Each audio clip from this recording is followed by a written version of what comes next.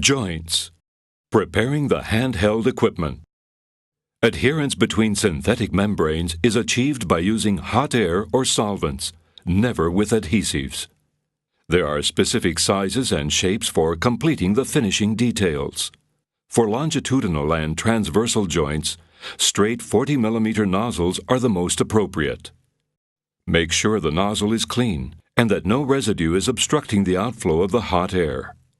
Regulate the temperature of the equipment to reach 550 degrees Celsius.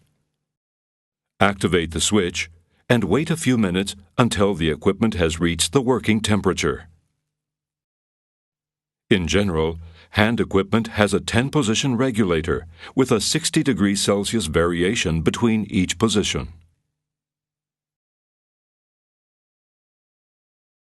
Joints.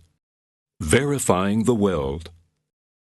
Before starting to weld, perform a trial to make sure the selected temperature is correct.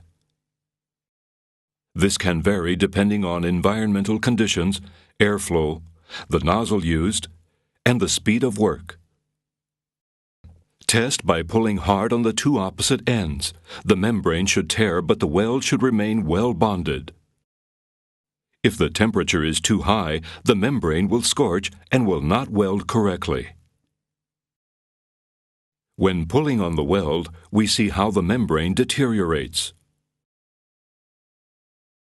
On the other hand, if the working temperature is too low, spots will remain that have not welded. When pulling on the membrane, the weld breaks apart before the membrane tears. Joints. Welding roofing membrane by hand. Once the equipment is ready, unroll the roofing membrane. Leave an overlap of at least 5 centimeters. On mechanically secured systems, the overlap should be 10 centimeters.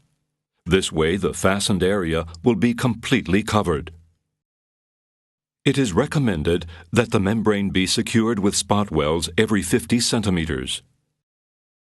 Insert the nozzle between the two plies at a 45-degree angle. Move the heat welder along continuously. At the same time, press down with the roller, always moving forward to prevent wrinkles from forming. The weld is correct when a bright strip and a light whitish smoke appear along the seam joint. Once the joint is sealed, use a blunt screwdriver to check and make sure that the weld is continuous with no openings.